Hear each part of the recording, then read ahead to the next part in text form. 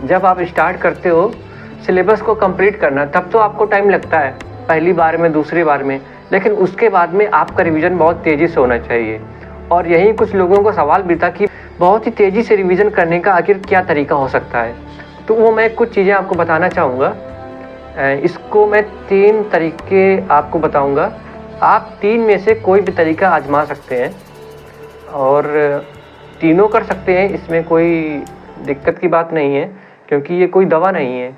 दवा को आप सब एक साथ खा लोगे तो दिक्कत हो सकती है ना, लेकिन ये तो हमारे जो तरीके हैं इनमें से आप किसी एक को या तीनों को आजमा सकते हो। देखो, जो हमारा पहला तरीका है, जो सब टॉपिक्स होते हैं ना उनको देखकर, रेड कलर का है इसमें, हाँ ये ज़्यादा दिखेगा, सब टॉपिक्स को देखकर रिवीजन करना। देखो ये कैसे करना होता है, ये ऐसे करना होता है कि जैसे आपको किसी चैप्टर का रिवीजन करना है, ठीक है। अगर किसी चैप्टर को आपको रिवीजन करना है तो आपने क्या किया, उस चैप्टर का नाम देखा क्या है और फिर उसके सब टॉपिक्स कौन कौन से हैं, उसके अंदर जो हेडिंग बनती है वो कौन कौन से हैं, उसको सब टॉपिक्स बोलते हैं।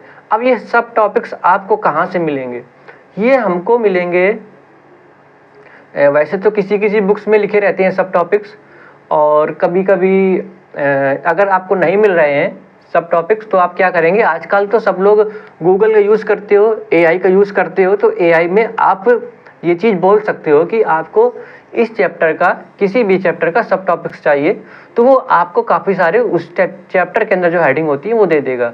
अब आपको क्या करना है, जो हेडिंग है उनको देखना है और सोचना है कि इसके अंदर क्या लिखा हो सकता है। अगर आपने पहले पढ़ा है तो आप चीज़ें रिकॉल कर सकते हैं, और अगर रिकॉल नहीं कर पा रहे हो तो आपको पता चलेगा कि हाँ मेरी ये चीज़ वीक है और आपको उस चीज़ का रिवीजन करना होगा।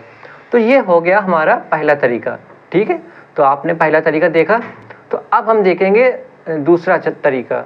देखो इसमें गलत टाइप हो गया है ना, चरण 1 ये है, चरण 2 होना चाहिए, और यहाँ पे इसने लिख दिया है चरण 1, ये दूसरा है। तो दूसरा तरीका क्या है, दूसरा तरीका है शॉर्ट नोट्स के द्वारा। शॉर्ट नोट्स का मतलब यही होता है कि आप तेज़ी से रिवाइज कर सको। और शॉर्ट नोट्स कैसे बनाना है, ये देखो पेन का हाथ अपना किताब के बीच से घुसोड़ दिया इसने, तो ऐसा आप लोगों को नहीं करना है, ठीक है। ये थोड़ी सी दिक्कत फ़ोटो बनाने में हो जाती है, एआई ने बनाई है। तो शॉर्ट नोट्स बनाने का तरीका मैंने आप लोगों को पहले बताया है, बहुत ही साइंटिफिक तरीका मैंने आपको बताया था कि शॉर्ट नोट्स कैसे बनाना है जो यूज़फुल भी हो, जहाँ से क्वेश्चन आते हैं, तो वो वाला वीडियो आप देख लेना। तो शॉर्ट नोट्स का काम ही होता है तेज़ी से रिवीजन करना, क्योंकि वहाँ पे सिर्फ की पॉइंट लिखे होते हैं।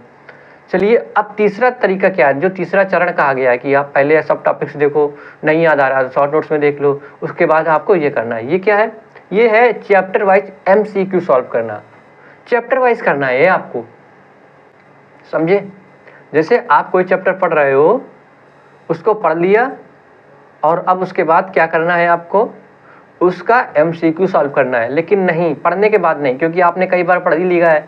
जब आपने कई बार उसको पढ़ लिया है तो अब आपको फास्ट रिवीजन करना है। तो आपने सीधा उस चैप्टर के क्वेश्चन निकाले और उसके PYQ, इसके अलावा और भी जो भी क्वेश्चन मिलते हैं वो निकाले, और लगभग एक चैप्टर से 50, 60 या 100 क्वेश्चन तक, या और ज़्यादा मिल सके वो भी अच्छा है। जितना क्वेश्चन मिलेंगे उतना आप उन चुनौतियों को सामना करेंगे और आपको पता चलेगा कि आपको क्या आता है क्या नहीं आता है। देखो, अगर किसी चैप्टर से आप सिर्फ 20 क्वेश्चन ही लगाते हो तो इसका मतलब कई ऐसे एरिया होंगे जो आपसे छूट सकते हैं, लेकिन अगर उसी से आप 100 क्वेश्चन लगाते हो तो लगभग सब कुछ कवर हो जाएगा 100 क्वेश्चन में।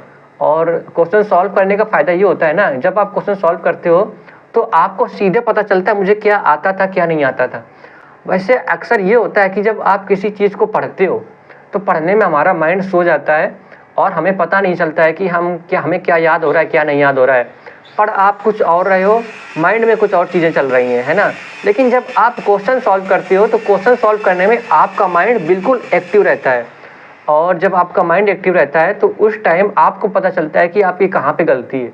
तो जो क्वेश्चन आपका गलत होगा आपको पता चलेगा कि आपकी ये वीकनेस है, और आपको उसका सॉल्यूशन, इसका एक्सप्लेनेशन अच्छे से देख लेना है। तो ये 3 तरीके हैं, और अच्छा होगा आप तीनों तरीकों को आजमाइए, सिर्फ एक तरीका ही क्यों। और वैसे मुझे लगता है जो मेरा फेवरेट तरीका वो है यही वाला, MCQ वाला। मैं MCQ सॉल्व करता हूँ अक्सर,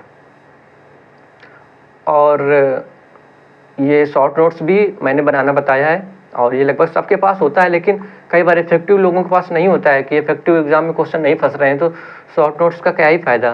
तो वो मैंने बताया था कि इफेक्टिव कैसे बनाना है आपको, और ये वाला भी आप आजमा सकते हो इसको। ये थोड़ा सा टिपिकल हो सकता है आपके लिए, चुनौतियाँ, क्योंकि किसी चीज़ को सोचना वाकई में एक चुनौती भरा काम होता है फैक्ट के साथ। लेकिन अगर आप ऐसा कर पा रहे हो तो वाकई में आप महान हो। लेकिन कुछ सब टॉपिक्स छूट भी जाते हैं, इसलिए आप सब कुछ करिए तो ज़्यादा अच्छा होगा, है ना। तो ये कुछ बातें हैं। और एक क्वेश्चन और लोग पूछते हैं जिसका मैं इस वीडियो में तो नहीं, लेकिन आगे वाले वीडियो में उसका जवाब दूंगा। और वो क्वेश्चन ये था कि रिवीजन वाला तो मैंने बता दिया, कुछ लोग और पूछ रहे थे, मुझे अभी याद नहीं आ रहा है वो क्वेश्चन भी,